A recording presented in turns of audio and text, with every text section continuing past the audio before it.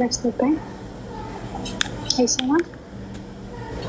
እስቲ ድምፅሽን ተረግ አድርጊ። እንዴት ነው ፍቅ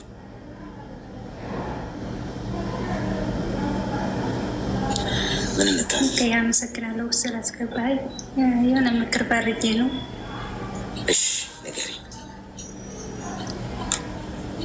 አንድ ፍቅረኛ ነበረኝና ያው ባጭሩ ሁሉን ነገር ልንገርህ፣ ትንሽ ስራ ላይ ስለሆኑ እና ሁሉን ነገር ባጭሩ ልንገርህ። ፍቅረኛ ነበረኝ። ለእኔ ያለው ሁሉ ነገሩ በቃ ለእኔ ጥሩ ነው፣ ግን ደግሞ ቤተሰብ ምክንያት ትንሽ ይሰማል። ድምፅ አይሰማም። ግን ለአንተ የእኔ ድምፅ አይሰማም? እሺ ለእኔ ይሰማል። የአንቺ ይሰማል። የእኔን ስማሽ? ኦኬ አሁን ይሰማል። እንዴት ተዋወቃችሁ? ልክፍቱ እንዴት ነው የያዘች የሚለው ነገር። ልክፍቱ የተዋወቅንበት አዲስ አበባ ላይ ሻይ ቤት ስሰራ ተቀጥሬ ሻይ ቤት እየሰራሁ በነበረ ሰዓት ነው የተዋወቅነው እና ከተዋወቅነን ቆይተናል። ኖርማሊ ከስተመር ነው? አዎ እዛው ሰፈር የሚሰራ ነው፣ ከስተመር ነው። በዚያም አማካኝነት እንደዚህ በቃ የታገነሽ በመባባል ተዋወቅነን፣ ቀጠልን። አሁን ያለው እኔ ሳውዲ ነኝ። ሳውዲ ከመጣሁ ወደ 2ኛ ዓመት እየገባው ነው እና በዚህ ሀገር በመጣ ሰዓትም ሁሉ ነገር አስጨርሶ ምናምን ፓስፖርት እስከጀምሮ እስክጨርስ ከልደት ካርድ ምናምን ሁሉ ነገር ያስጨረሰልኝ እሱ ነው። እንድመጣ ፍላጎት አልነበረውም በነገራችን ላይ፣ ግን እኔ ደግሞ ግዴታ በመምጣትና መስራት ስለምፈልግ ነው እዚህ መጣሁ እና በዋናነት አሁን ምክር እንድሰጥ የሚፈልገው በአንተ ቦታ ሆነ አስበህ እንድትነግረኝ የሚፈልገው ነገር ቤተሰብ የሀገር እርቀት አለን። የሰፈር ማለት አንድ ክልላችን አንድ ጎጃም ቢሆንም ግን ደግሞ የሆነ ሩቅ ትንሽ ራቅ ይላል ያለንበት እና የእሱ ያለበት ማለት ነው። በዛ ምክንያት ቤተሰብ ደግሞ ደስ አላላቸውም። ይህንን እስኪ ባጭሩ ልንገርህ እንጂ ብዙ ነው። ተገናኘንበት ምናምን ከተባለ ብዙ ሰዓት ነው። ምንድነው ቤተሰብ አይፈልጉም አንቺ ከሱ ጋር እንድትሆኚ?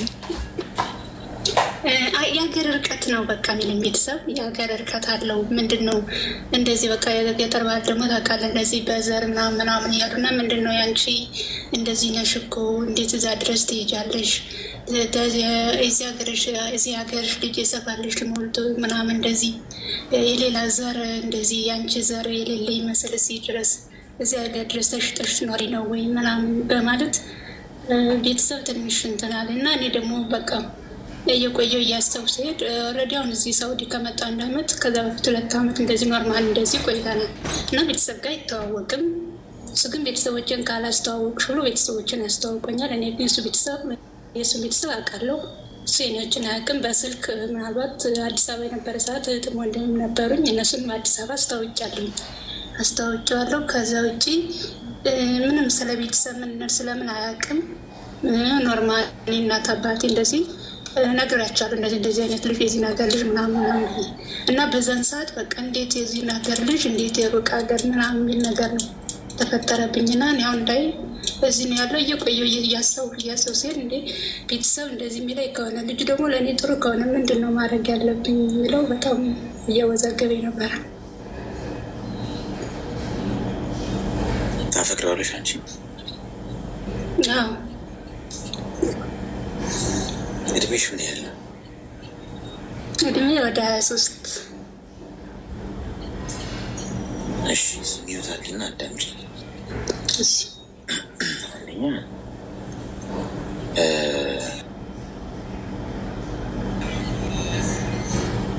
ፍቅር ዘር የለው፣ ገብቶሻል? ዳር ድንበር የለው። ሰው በሁለት ጠላት ሀገሮች መካከል እንኳን ያሉ ሰዎች ሊፋቀሩ ይችላሉ። ኢቭን እንኳን ሃይማኖት እንኳን መገደብ አይችልም። ያው በተለያየ ሃይማኖት ውስጥ ያሉ ሰዎች መጋባት አይችሉም የሚል የሁሉም ሃይማኖት ውስጥ ሕግ ቢኖርም ያንን እንኳን ጥሰው የተጋቡ ሰዎች አሉ፣ ተፋቅረው መቼም ተጠላል።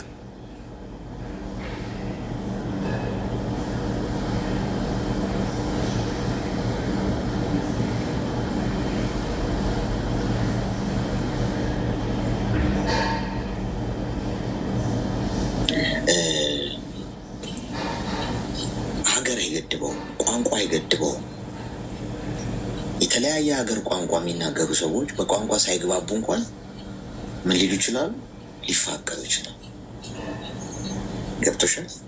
ስለዚህ በመሰረቱ አንቺ ይህንን መሰረት መጀመሪያ ማጽናት አለብሽ። ወደ ቤተሰቦችሽ እንመጣለን፣ ግን አንቺ ማንንም ማፍቀር ትችላለሽ። ገብቶሻል? ማንንም ሰው የትም ሀገር እንኳን የሀገርሽ በአንድ ሀገር ኢትዮጵያዊ ሆነሽ ቀርቶ ማለት ነው። የኔ እናት ለምን ቻይናዊ አይሆንም? ገብቶሻል? ለምን ኬንያዊ አይሆንም? በቋንቋ ባትግባቢና ፍቅር ግን መሀላችሁ ካለ እሱ ነው ወሳኝ ነገር። ይህ በሁሉም ነገር መሰመር አለበት። ሁለተኛው ነጥብ ቤተሰቦችሽ እንዲህ ሀሳብ ሰጥቶሽ አይደል? አሁን ደግሞ ማጠንቀቅ ያለብሽ እነሱንም ረግጠሽ መሄድ የለብሽ፣ መጠንቀቅ አለብሽ። የራሳችሁ ጉዳይ። ያፈቀርኩት ይሻለኛል ብለሽ ከሄድሽ አሁን አፈቀርኩት የምትይው ሰው ይንቅሻል። ገብቶሻል? ቤተሰብሽ ረግጠሽ ነው የሄድሽው። ነገ ችግር ቢገጥምሽ፣ በመሀላችሁ አለመግባባት ቢፈጠር ቤተሰቦችሽን ረግጠሽ ስለሄድሽ መሀል ትቀሪያለሽ። ቤት ከሱም ሳትሆኝ ከእነሱም ሳትሆኝ ምድሮ መሆን ያለበት ማስማማት ሀሳቡ። አሁን ሰው ሀገር ነው ያለሽው። እሺ እስቲ ስመጣ እንወያይበታለን ቲና በሂደር ታሳድሪውና ችግር የለውም። መታገስ ጥሩ ነው። ለሁሉም ነገር ጊዜ አለው። አሁን ካልሆነ አትበይ። ሀገር ቤት ስትሄጂ ቤተሰቦችሽን ሰብሰብ አድርገሽ በትህትና በፍቅር ይሆን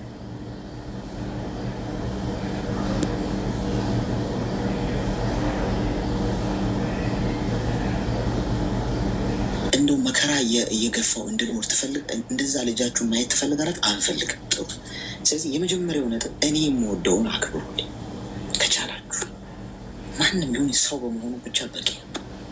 ለእኔ ጥሩ የሚያስብ የሚያከብረኝ፣ የሚያስተዳድረኝ ህይወቴን በሳቅና በደስታ የሚሞላ ሰው እስከሆነ ድረስ ሆናል ለምትፈልጉት አዎ ተረዱኝ ብለሽ በጣም በጥሞና ተነጋግረሽ ጊዜ ወስደሽ ታሳመኛቸውና ከዛ ነገሩን ቀስ ቀስ እያለሽ ታጠጋጊዋለሽ ማለት ነው። እንዲህ ነው እንጂ እዚህም እዛም ኃይል መሰንዘር ጥሩ አይደለም። አንቺ ፍቅር የያዘው ሰው በጣም መጥፎ ነው፣ ማንም ላይ ሰማ ይችላል። ስለዚህ ጥንቃቄ በልብሽ ብቻ ሳይሆን በአይምሮሽም መጓዝ አለብሽ ማለት ነው። ተግባባን? ያው እሺ።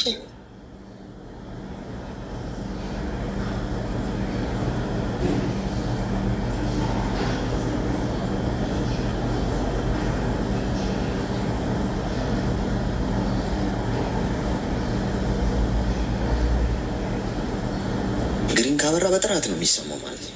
ሁልጊዜ ስልኬ ቀይ ግን የሚያበራ ከሆነ ልክ ነው። ግን አሁን አይሰማም የምትሉኝ ሰዎች የእናንተ ኔትወርክ ነው። እሺ ቼክ አድርጉት። እሺ ፍቅር ዘር የለውም። እሺ ማንም አፍቅሩ ጋይስ። እኔ መመክራችሁ ተፋቀሩ። መፋቀር ካለባችሁ እንደውም መጋባት ያለበት ከተራራቀ ቦታ ቢሆን ጥሩ። ጎረቤትሽ ምናምን እዚህ ማውቀው ሰው አለ ጥሩ ልጅ ምናምን የሚሉሽ ሳይሆን ሌላ አሁን ኢትዮጵያ ውስጥ ሆነው ከአራቱ ማዕዘን ከተለያየ እንግዲህ የተለያየ አቅጣጫ የተለያየ ቋንቋ የሚናገር ሰው ብትጋቡ እርስ በርስ እሱ ጥሩ ነው። ፍቅር እንደውም ማሳያው እሱ ነው ብዬ ነው ማስቡ። ሰው እንደዚህ የሚያስቡ ፋሚሊዎች ካሏችሁ ደግሞ በአግሬሲቭ አይደለም መሄድ ያለባችሁ። ይሄ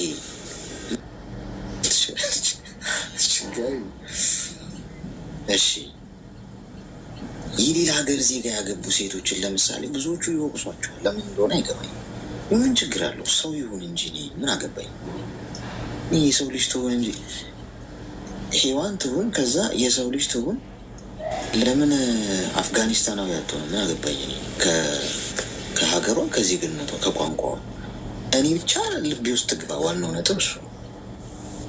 በመልክትም ተግባብተን ቢሆን ልጅን እንወልድና ትልቅ ቤተሰብ እንመሰርታታለን እንጂ። እሺ ጤና ይስጥልኝ።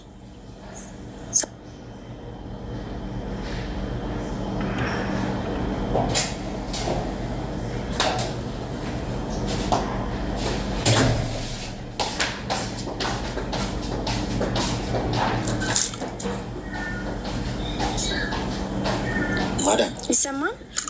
ኧረ ይሰማል፣ ይሰማል፣ ይሰማል። እሺ ምክርን ፈልጌ ነበረ። ኤርፎኑን የምትጠቀሚው? አይ አውጥቼዋለሁ። እሺ ንገሪ።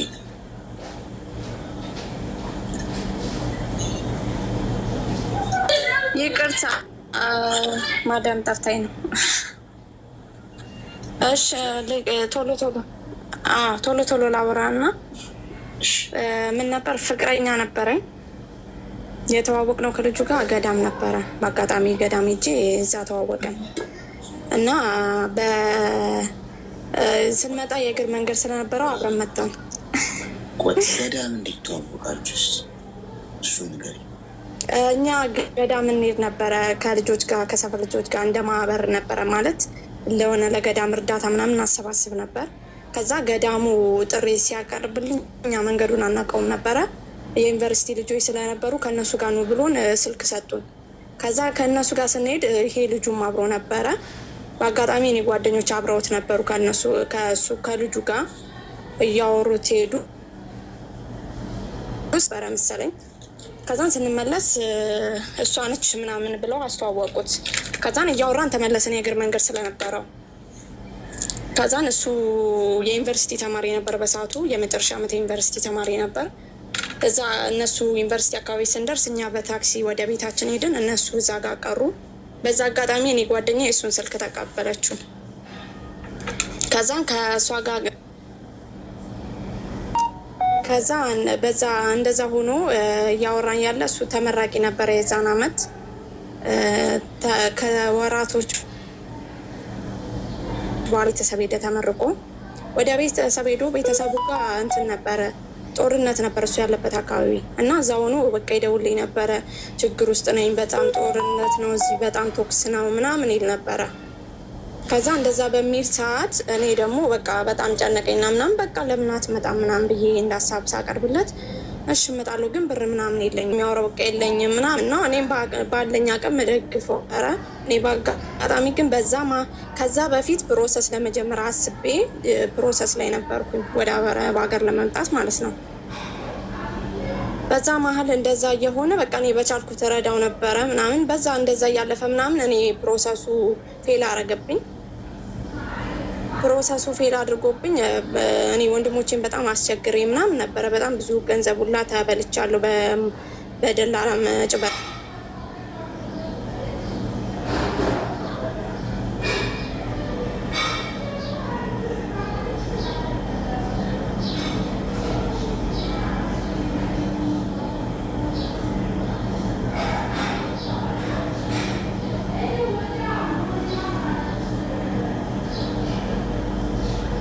እንዲሄድ ይፈልግ ነበር ለምን እንደሆነ ባላቅም ማለት ነው። እኔም ደግሞ ያው የራሴ ውሳኔ ስለሆነ እሱን ሳላቀው በፊት ስለወሰንኩኝ ምንም እንትን አልልም ነበር። ከዛም ፕሮሰሱ አዲስ አበባ አክስቴ ተቀመጥኩኝ ለ3 ወር። በዛ መሀል በጣም የሆነ አንዳንዴ ቅስም የሚሰብር ነገር ይናገረኝ ነበር። ለምንድነው ቁጭ የምትይው? ለምንድነው ስራ ማሰሪው? ምናምን አይነት ነገር እሱ። በዛ መሀል ግን አዲስ አበባ ተመልሶ መጥቶ እሱም ከጓደኞች ጋር ምናምን ሆኖ ቤት ተከራይተው ስራ እየሰሩ ነበረ። እኔ በዛ ሰዓት ምንም የለኝም ነበር ቁጭ ብዬ ምናምን የካርድ ምናምን እንኳን አይለኝም እሱ ስራ በነበረው ሰዓት ማለት ነው። በጣም እኔ ችግር ውስጥ ነበርኩኝ። ግን አክስቴ ልጅ ጋር ነበር የተቀመጥኩት ለ3 ወር እዛ ተቀመጥኩኝ። ያ ፕሮሰስ ፌል አድርጎብኝ ምናምን እና በጣም ይናገረኝ ነበር የዛ ሰዓት። ለምንድን ነው ስራ ወጥተሽ ማፈልጊ? ወጣት አይደለሽም ወይ አንቺ ቁጭ ብለሽ ምናምን አይነት ነገር። ከዛን እሷ ደግሞ እንድሰራ ምናምን አትፈልግም ነበረ። የአክስቴ ልጅ ለዚህ እንድሰሪ አልፈልግም፣ እዚህ ወጥተሽ ብትሰሪ ወይ መስተንግዶ ነው ወይ ሰው ቤት ነው፣ እኔ ደግሞ እሱ እንድሰሪ አልፈልግም ምናምን ብላ እሷ ስለምትቆጣ ዝም ብዬ እሷ ጋር ተቀመጥኩኝ። በዛ መሀል እኔ ሌላ የቅርብ ሰው አገኘውና ማለት ቤተሰብ ሌላ ደላላ አገናኘኝ በዱቤ እንትን ሊሰራልኝ ማለት ነው። ፕሮሰስ በዱቤ ሊጀምርልኝ ሰርቼ ልካፍል። ከዛ ያንን ፕሮሰስ ጀመርኩኝ። በዛ መሀል እንደዛ ጀምሬ ምናምን ፕሮሰሱም እየሄደ እያለ ብቻ በጣም ብዙ ጊዜ እንጣላ ነበር። በመሀል አለመግባባቶች ይፈጠሩ ነበር። ያው ስልክ አንዘጋጋም እንደዚህ ምናምን፣ ግን አለመግባባቶች ይፈጠሩ ነበረ። ጊዜ አይሰጠኝም ምናምን። ከዛ ይናገራል እኔ እኮ ስራ ነው የምውለው እንዳንቺ ቁጭ ብዬ አይደለም ምናምን አይነት ነገር ማለት ነው። ግን የዛን ጊዜ እኔ የመጀመሪያው ፕሮሰስ ቀን በረሬው እንደነገው ሆኖ ዛሬ ማታ አዲስ አበባ ሆኜ ቤተሰቦቹን አስተዋወቀኝ በስልክ ምናምን እናትና አባቱም ማለት ነው። እና እነሱ ይደውሉልኝ ነበረ፣ በየቀን ነበረ ይደውላሉ፣ ያወሩኛል ምናምን እንደዛ ነበረ። ከዛም ፕሮሰሱ ተሳካ፣ በዚህም በዚያም ብሎ ተሳካ። መጣውኝ እኔ ወደዚህ መስከረም 25 ወደ ሳውዲ መጣውኝ። እዚህ ከመጣው በኋላ በጣም ነው ደስ ያለው እሱ ምናምን እና በዚህ ልመጣ አካባቢ ማታ ጋር ከአክስቴ ልጅ ጋር ወደ ኤርፖርት እየሄድን እሱም ልሸኝሽ እመጣለሁ ምናምን ሲለኝ እሺ ና በቃ ግን የሆነ በጣም ርቦኛል። እዛ ደግሞ ብር አልያዝኩም ኤርፖርት ውስጥ የምበላው ነገር ስለማይኖር ስለምናመሽም የሆነ ነገር ገዝተልኝ ና ምናምን አልኩት። ከዛ እንደዛ ገዝተልኝ ና ምናምን ስለው እሺ ብሎ ሳይገዛ መጣ። ሲመጣ ከዛም ምንም አላልኩም። የአክስቴ ልጅ ጊዜ ነው እሱን ስታገኘው ምናምን እኔ ስለሱ ጥሩ ነው ማውራላ ለሷ ምናምን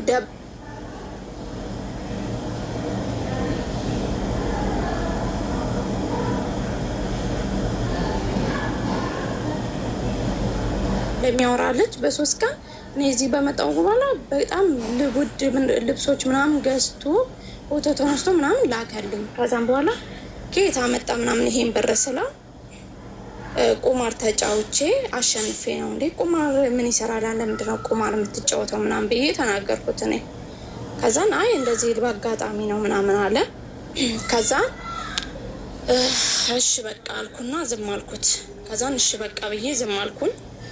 እዚህ ከመጣ በኋላ ከዛ ምን አለ በቃ ችግር ማውራት ጀመረ። እዚህ ከመጣ ሁሌም ችግር ያወራል። በነገራችን ላይ አንተ እንደዛ የሆነ ጊዜ እንዲያውም ችግር የሚያወራ ወንድ ምናምን እያልክ ስትናገር ሰምቼ ታዘብኩኝና ችግር ያወራል፣ ሁሌም ችግር ያወራል። ግን እዚህ ከመጣው በኋላ ባሰበት። በቃ ለ4 ነው የምንተኛው፣ እኔ መሬት ላይ እንደምተኛ ቁጠሪው በቃ ምናምን አይነት ነገር አበዛ። ከዛም በቃ ቤት ለራስህ ትከራያለህ፣ ብር ልክልና ትከራያለህ ምናምን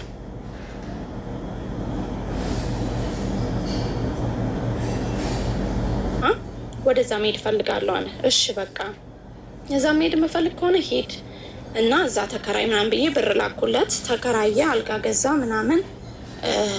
ከዛ እዛ ተከራይቶ ምናምን እያለ በቃ ስራውን ልቀቅና እዛ ሂድ እና ሙያም ተማር ምናምን ስለው እኮ ለሁሉም እዛ ይሻላል አለ። ከዛ ሙያ መማር ፈልጋለሁ። እሺ ምን ሙያ መማር የምትፈልገው? ፀጉር ቤት መማር ፈልጋለሁ። እሺ ተማር፣ ግን የሴቶች ፀጉር ቤት ቢሆን አሪፍ ነው ስለው አይ ጓደኛዬ የወንዶች አሪፍ ነው ብሎኛል፣ ለሴቶች ባለ ትዳር አይሆንም ምናምን ብሎኛል አለ። ከዛ እሺ በቃ ምናምን ብዬ ፀጉር ቤት ሰለጠነ። አጠር አድርገው ሰለጠነ። ከዛን ስራ ጀመረ። ስራ ፈልግ ምናምን እያልኩት በዛ መሀል ቤተሰቦቹ ጋር ሄዷል። ቤተሰቦቹ ጋር ሄዷል። ለእሱ ሜጃ ምናምን ብቻ ብር እልክለት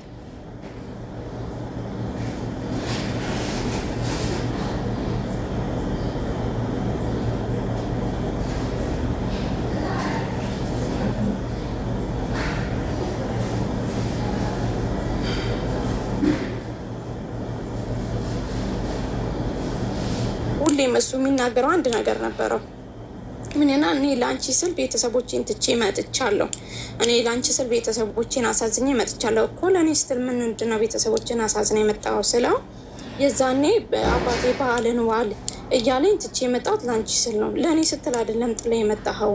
በዛ ሰዓት ጦርነት ሆነ፣ ተቸገርኩ፣ እዛ በጣም ይደብራ ምናምን ስትል ነው እና ያልኩክ እንጂ እኔ ለእኔ ብለክ ና አላልኩህም ምናምን አልኩት። ግን በዛ ነገር ሁሌ እንደዛ ይወቅሰኝ ነበር። ከዛ በቃ ሂድ ብዬ ለገና አካባቢ ብር ላኩለት። ሄደ፣ ቤተሰቦቹን አየ፣ እህቱን ይዞ መጣ። ከዛን እዚህ ሁለቱም ፀጉር ቤት ገቡ፣ መሰልጠን ጀመሩ። ከዛን እሱም ሰልጥኖ ጨረሰና ስራ አገኘው ምናምን አለ።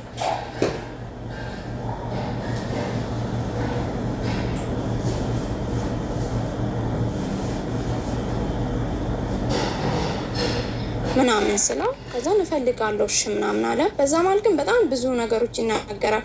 በጣም የጥሩ ነገር አለው፣ ግን ጥሩ ነገሩ ግልጽ ነው። ከዛ ባለፈ ግን ምንድነው እሱ የሚያደርገው ሁሌም ምን ላይ እኔን ምን እንደሚያናድደኝ በጣም ጠንቅቆ ያውቃል። በጣም ያውቃል ስለ ባህሪ። ከዛ ምን ያደርጋል ሁሌም እኔን የሚያናድደኝ አሁን ማታ ቀን በጣም ስራውዬ ምናምን ደክሞኝ እሱን ለማውራት አንዳንዴ 4 ሰዓት በዚህ መነሳት እያለብኝ እሱን እስከ 7 ሰዓት እስከ 8 ሰዓት ቁጭ ብዬ ያወራዋል። በዛም እንደዛ ደክሞኝ ላወራው ቁጭ ስል እኔን ማናደድ ይቀነዋል። የሚያናድደኝን ነገር ነው የሚያደርገው ሁሌም ማለት ነው። ለምንድን ነው አንተ እኔ የምታናድደኝ እያወቅ አንተ ሁሌም እኔን የሚያናድድ ነገር ታደርጋለህ? ግን የሚያስደስተኝ ነገር ምን እንደሆነ ራሱ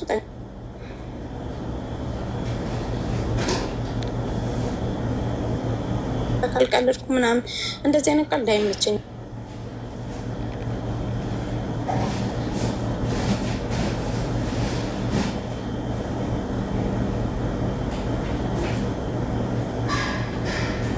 ቲክቶክ ቪዲዮ ምናምን አልሰራም፣ ግን እንደዚህ የሀገር ቤት የማውቃቸው ልጆች እዚህ አረብ ሀገር አሉና ላይቭ ላይ ምናምን ሲቀመጡ ሲያወሩ እንደዚህ ምናምን አንዳንዴ ገዝት ይልኩልኝ ነበር። ከዛ አጋጣሚ እድሉን ካገኘው ምናምን እገባለሁ። ገብቼ ምናምን ሳወራቸው ለምንድን ነው ላይቭ ላይ የሚገቢው?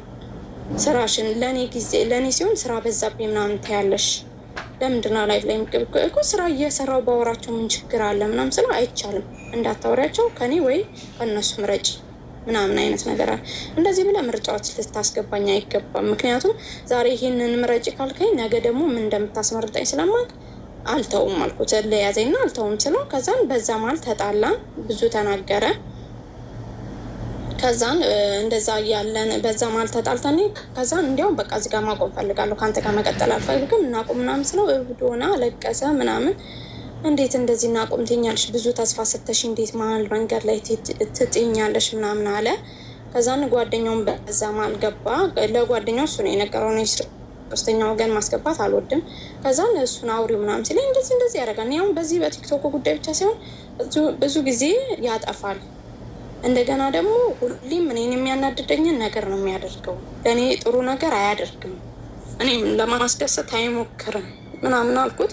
እዛ እሺ አንድ ቻንስ ስጩ ምናምን አለ። እሱም አንድ ቻንስ ስጭኝ አለ። እሺ አልኩና እንደገና ታረቀ። ከዛን እያወራን እያለ በቃ እንዳልኩ ነው ሳምንት በቃ አሪፍ ሆነ። የኔም ሰዎች የሉም ነበረ፣ በአጋጣሚ ተሳፍረው ነበረ። በቃ ሳምንት አሪፍ ሆነ። ለሳምንት ማላውቀው አይነት ሰው ሆነ፣ በጣም ለየት ያለ ሰው ሆነ። ጊዜ መስጠት ጀመረ ምናምን በቃ ከዛን ከሳምንት እንደዛ ሆነ፣ 15 ቀን እንደዛ ሆነ። በቃ ተመለሰ ወደ በፊቱ ቦታ። ይሄ ማናደዱ ምናምን ያለው ነገር እንደዛው ቀጠለ ምናምን። ከዛም እንደዛ ቀጥሎ ምናምን እህቱ ወደ ሀገር ቤት መሄድ ፈለገች፣ ሄደች። ከዛን ቤተሰብ ጋር ጦርነት ነው፣ ምን ላድርግ ካለብህ ሂድ ምናምን ስለው አንቺን ለማን ጥያ ከአንቺ መራቅ አልፈልግም፣ ከኔ መራቅ የማትፈልገው ኦልሬዲ እኮ ተራርቀናል እኛ አሁን ተራርቀን ያለ ነው። ሂድና ቤተሰቦችን አግዝ ምናምን። እኔ ደግሞ ከቤተሰቦች አልበልጥም ምናምን ስለው እንዴት እንደዚህ ትያለሽ? ከቤተሰቦች ማስበልጭ እኮ ነው ያኔ ትቼ ቤተሰቦችን የመጣሁት ምናምን።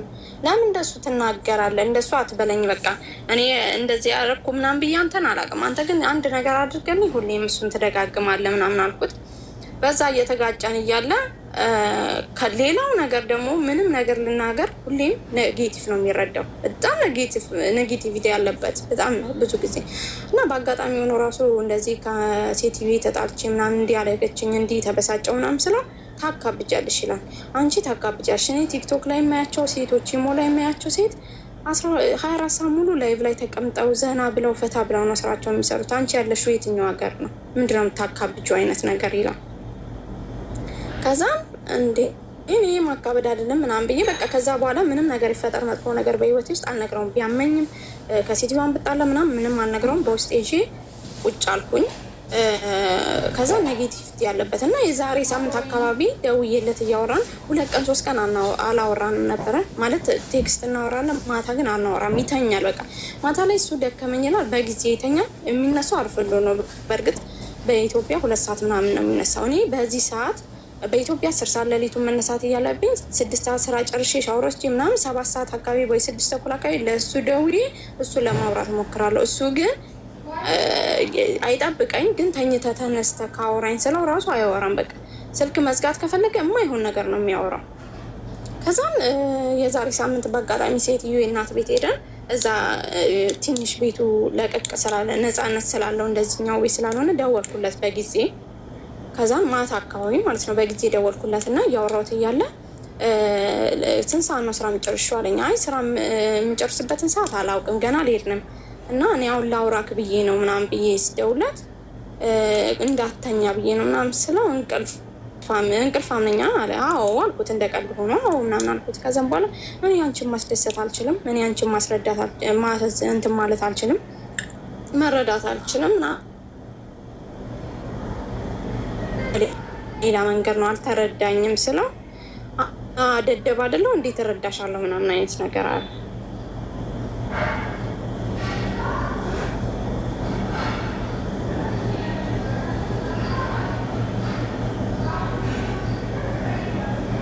ምናምን ተባባልም። እኔ ማውራት አልፈለግኩም እውነቱን ለመናገር። ከዛ አታወሪኝም ሲለኝ ማውራት አልፈለግኩም ምናምን አልኩት። ከዛ እንደዛ ብዬው እያለ ራሱ ምን ወሰነ? አሁን እዚህ ጋር መለየትን ወሰነ። እኔ በአፌ አላልኩትም እንለያይ በዚህ ሰዓት። ከዛ ራሱ መለየት ወሰነ ምናምን። ከዛም በቃ ቻው መልካም መንገድ ምናምን አይነት ነገር በቴክስት አለ። ከዛ በኋላ ምን አለ? ገንዘብ እንደሚቀይር አላውቅም። ቲክቶክ ላይ በጣም ብዙ ነገር ሼር ያደርግልኛል። ይሄ መጥፎ ቪዲዮዎች የሉም።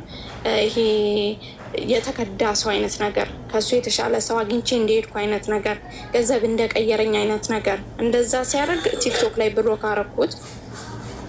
ቲክቶክ ላይ ብሎክ አረኩትና ከዛን በቴክስት ደግሞ ቴሌግራም ላይ እንደዛ አይነት ነገር ነው የሚልከው። ምንም መልስ አልሰጠሁትም እስካሁን፣ ምክንያቱም ያንተ ምክር ፈልጌ ነበርና ምንም አይነት መልስ መስጠት አልፈለኩም። እኔ አሁን አንድ ነገር እዚህ ጋር ምክር የሚያስፈልገኝ እንደሆነ ታውቃለህ። በጣም ብዙ ተስፋ አድርገን ነበር እውነቱን ለመናገር እና በመሀል ያልነገርኩ አንድ ነገር ምን ብየው ነበር በፊት እንደዛ እያወራን በፊት ሰላም ያው ሁሌም እንጣላለን፣ ግን መሀል ላይ በፊት ገና እንለያይ ሳለው በፊት በየወሩ እቃ መግዛት አለብን። ብሩ ምንም እየረባ አይደለም ማለት እያለቀ ነው። ስንት ወር ሆነኝ አሁን? 1 7 ወር ሆነኝ። በዛ ሰዓት 6 ወር ነው እንደዚህ ሆነኝ እና ከሚቀጥለው ወር ጀምሮ የሆነ እቃ መግዛት አለብን፣ እቃ ማሟላት አለብን ምናምን ብዬ አወራሁት። እሺ አለ ምናምን። ከዛ እንደዛ ብሎ ያለ እኔ ቤተሰብ እናቴ ተናገረችኝ፣ አክስቴም ልጅ እናቴም ተናገሩ። ማለት ብር እያስቀመጥሽ አይደለም። የአክስቴ ልጅ እሱን ስለምታውቅ ለእሱ እንደላኩ እያወቀች ነው። ስለዚህ ለምንድን ነው ለእሱ ስም ልኪለት? በቃ እሱም በራሱ ይስራ፣ ወንድ ልጅ ብር ስልኪለት ይበላሻል ምናምን አይነት ነገር አለችኝ። እሷ ስትለኝ ገባኝ። እኔም ልክ እንዳልሆነ እኮ አውቃለሁ፣ ግን ገባኝና እሺ በቃ ምናምን ከእንግዲህ እነሱም ሰምተዋል። ቤተሰቦችሽም ማን እንደነገራቸው አላውቅም። እና እናትሽም አንቺን ማስከፋት ስለማትፈልግ እኔ ንገሪያት ብላኝ ነው። ስለዚህ ብርሽን አስቀምጭ ነው አምስት ላይ ልክ ናቸው እኮ እነሱ ብር ማስቀመጥ አለብኝ። አሁን አመት ሊሞ ላይ ነው፣ ግን እጄ ላይ 5 ሳንቲም የለም ምናምን ብዬ እዛ እኔ ለእሱ ቤተሰብ ማላይ ምናምን አላልኩትም። ብር ማስቀመጥ አለብኝ በቃ እቃ መግዛት ሀሳቡን ትቼዋለሁ አልኩት። ይህ ቃለ መግዛት አልነበር እንዲያወራ ነው። ለምንድን ነው ሀሳብሽን የቀየርሽው ስለኝ፣ አይ ብር መያዝ አለብኝ፣ ብር ማስቀመጥ አለበት፣ ቤቱም ጥሩ አይደለም ይሄ ያለውበት። ስለዚህ 2 አመት ብቻ ሰርቼ ልመለስ ስለምችል ብርን ማስቀመጥ አለብኝ ምናምን ስለው፣ እሺ በቃ እኔ እንዲያውም እኮ ኃላፊነት ቀለለልኝ፣ አንቺ ስመጪ ራስሽ ትገዢዋለሽ አለኝ። እኔ ስመጣ ራሴ የምገዛው ለምንድን ነው አንተ አገዛም እንዴ አልኩት። አንተ እየሰራ ካታሟላሞኝ ስለው እኔ ስንቱን አሟላለሁ ምናምን አይነት ነገር አለ። በዛ ማን እንደዛ ተፈጠረ እና አሁን ብር ማስቀመጥ ምናምን ሳስብ በጣም ተቀይረሻል ማለት በዛ ማለት ብር ማስቀመጥ አለብኝ ስለው በጣም እያወራ ምናምን የሆነ ሰዓት ተቀይረሻል ምናምን አይነት ነገር አለ። እና አሁን እኔ አንድ ነገር ማወቅ የፈለግኩት ምንድነው፣ ብዙ ተስፋ ሰጥቼው ነበረ። ምክንያቱም እኔ ፈጣሪ ፊት ሰውን መበደል ማሳዘንም አልፈልግም እና አሁን በፊት ብዙ ተስፋ ሰጥቼው ስለነበር እንዲናደርጋለን እንዲንሆናለን ምናምን ስለሆነ እሱ ተስፋዬን አጨለምሽው ምናምን እያለ እየተናገረኝ ነው። እና አሁን እኔ ከዚህ ሰው ጋር ለመቀጠሌ እግዚአብሔር ሊያዝንብኝ ይችላል ወይ ማለት ስህተት ነው ወይ ያደረግኩት ነገር? ምክንያቱም እኔ አሁን ነገ ይሄ ሰው በላይ ብዬ ኃላፊነት የሚወስድ ሰው መሆን አለበት። ልወልድ እችላለሁ፣ ለልጆቹ ኃላፊነት መውሰድ ያለበት ሰው ሊሆን ይገባል። ሳየው ደግሞ እንደዚ አይነት ሰው አይመስለኝም። በጣም ልጅነት አለበት። እኔ በእድሜ በልጠዋለሁ። በጣም ልጅነት አለበት፣ ገና ነው። እና ግራ ገባኝ። በቃ አሁን ላይ ምን ግራ ገባኝ? እኔ አሁን ከሱ መለየቱ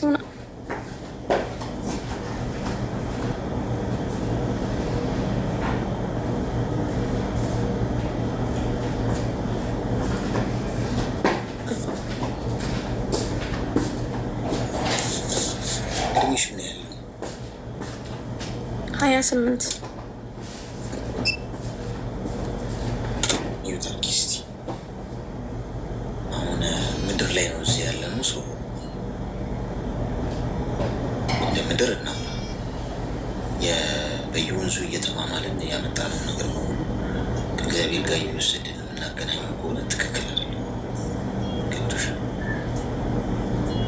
ሰው ፍቅረኛ በመሰረቱ አይፈቅድም። በየትኛውም እውነት አይፈቅድም። ምንጩ ነው ስህተት። በመሰረቱ ፍቅረኛ መያዝሽ ራሱ ስህተት ሆኖ እያለ እንደገና ከእሱ ጋር በሆነ ነገር በሙሉ እንዴት እግዚአብሔር ያዝንብኛል? ቃል ኪዳን አይደል? ትዳር አይደል? በመሰረቱ ትዳር ቢሆን አዎ ትዳር ውስጥ የምታደርጊው ነገር በሙሉ ተጠያቂነት ይኖረዋል። ገዳም ነው የተዋወቅነው አይደል ያልሽኝ? ሰው ገዳም የሚሄደው ለጸሎት ነው። ባለፈው ያልኳችሁ ነገር ታስታውሳላችሁ? ቤተ መቅደስ ውስጥ ሆኖ ዴቭል ሰይጣን የሆነ ልብ ይዞ የተቀመጠ አለ። ጭፈራ ቤት፣ መጠጥ ቤት፣ ሺሻ ቤት፣ ዝሙት ቦታ ፈጣሪ ኃጢአት ነው ብሎ አታደርጉ የተባለበት የተዛዘዘበት ቦታ ክፉ ኃጢአት ውስጥ ሆኖ ግን መልአክ የሆነ ልብ የያዘ ሰው አለ። ልቡን ነው የሚያየው ፈጣሪ። ሰው የቆሸሸ ልብሳችንን ነው የሚያየው አይደለ? ሰው የጸዳ ልብስ ጽድት ብለህ ከሄድክ እንትን ይሰጥሃል፣ ደረጃ ይሰጥሃል። ቡቱቶ ለብሰህ ከሄድክ ደግሞ በዛው ልክ ሊያናግርም አይፈልግ። የሰው ልጅ እንደዛ ነው።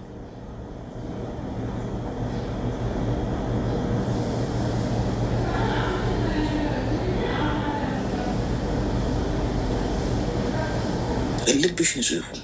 ፖይንቱ ያ ገዳም ውስጥ ታውቀሽ ሰውየው ጥቅመኛ እስከ ስትነግሪኝ የነበረው ነገር እኔ እየገረመኝ ነው እየሰማሁሽ ነበር። እንዴት ነው ማትነጊው? ሰውየው ገንዘብ ሲኖሩ ዞር ብሎ አላየሽም። አንቺ ስራ አጥተሽ በነበረበት ሰዓት አንቺ ሰው ሀገር ተሰደሽ እዚህ መስራት ስትጀምሪ ግን ምን ማድረግ ጀመረ? እንዲህ ግዢ፣ እቃ ብንገዛ፣ እዚህ ላኪልኝ፣ ስራ አጣው፣ እንቅልፍ አጣው፣ ከጓደኞቼ ጋር ቤት ኪራይ የምከፍለው አጣው፣ ገለመሌ እንዲህ የሚልሽን ወንድ እኮ ይኔና ወዲያውኑ ከህይወትሽ ቆርጠሽ ማውጣት ያለብሽ። የፈለገበት ታፈቅሪው እንኳን ጥቅመኛ የሆነ ወንድ፣ ጥቅመኛ የሆነች ሴት በህይወታችሁ ውስጥ አይበጁም። አሁን ስለ ወንድ ልጅ ስለሆነ የተወራው የኔ ናት። ወንድ ልጅ ገንዘብ የሚጠይቅ ከሆነ አያፈቅርሽም። ግን ሪከርድ አድርጋችሁ ፖስቱ ስትፈልጉ ኩልል ያለ ሀቅ ነው የምነግራችሁ። እግዚአብሔር ምስክር ነው የምላችሁ። ወንድ ልጅ ፍቅር ከያዘው ከአንቺ ገንዘብ መጠየቅ አይደለም፣ ችግሩን አይነግርሽም።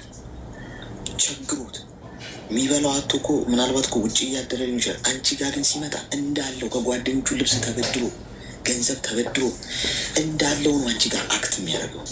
ምንም እንዳልተፈጠረ ደህና እንደሆነ ሁሉ ነገር ፊክስ እንዳደረገው የተሻለ ኑሮ እየኖረ እንደሆነ አንቺ ጋር ማሳየት ይፈልጋል። ለምን? በሚያፈቅራት ሴት ፊት ደካማ ሆኖ መታየት አይፈልግም።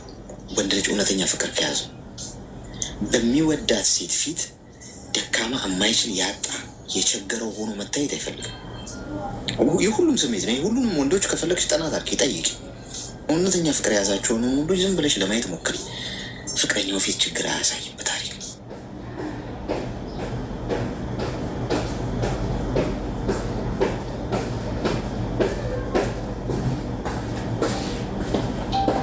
ፍቅርሽን አትበይም። ለምን ስትገምጪው አትይም። ነገ እንደማይሆንሽ ያውቃል፣ አብሮሽ እንደማይሆን ያውቃል። ሲጀምር የሆነ ግማሽ መንገድ ላይ ወራጅ አለ ብሎ ነው የሚወርደው። ሰው እስካለ ድረስ የፈለግሽውን ብታስቢ ግድ አይሰጠውም። ከአንቺ እየቀመቀመ ከአንቺ እየወሰደ እየተጠቀመ ከዛ መጨረሻ ላይ እንደ ማስቲካ ኒኮ ይተፋሻል። ሀቁ ይሄ ነው። ስለዚህ እዚህ ውስጥ የምትሰሙኝ ሴቶች በሙሉ ወደዳችሁም ጠላችሁ አሁን ፍቅረኛ ያላችሁ ስለ ገንዘብ እያወራብሽ ችግሩን እየነገረሽ ስለ ችግሩ እየለፈለፈብሽ ገንዘብ አንቺ እንዲብገሽ እንዲህ የሚልሽ ከሆነ ብታመልጭ ጥሩ ነው። እመኚ፣ አይሆንሽም እንደዚህ አይነቱ ወንድ። አሁን ኃጢአት ሰርቻለሁ ፈጣሪ ያዝንብኛል የሚለውን እርሺዎች። የእኔ እናት በየወንዙ እየተማማለን እያመጣን ፈጣሪ ያዝንብኛል ካልነማ ነገር ተበላሽ። እርግፍ አድርገሽ ትተሽ ስራሽን ስሪ። ሰውየው ለምንም አይሆን፣ ለጉርብትናም አይሆንም። እመኚ። ተግባባ? አሌክስ አመሰግናለሁ። እግዚአብሔር ያክብረን።